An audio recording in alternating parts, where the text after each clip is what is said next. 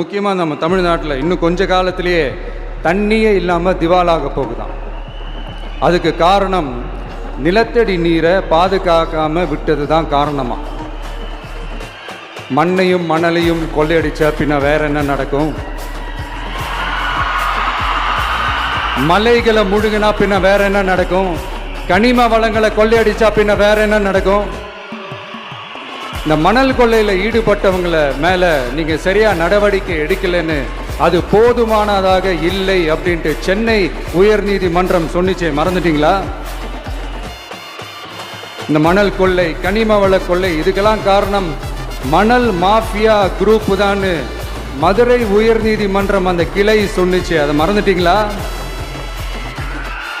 இந்த மணல் மாஃபியா குரூப்புக்கு ஆதரவு அளிக்கிறது யாரு? உங்க திமுக கவர்மெண்ட் தானே. அது இல்லைன்னு சொல்ல முடியுமா?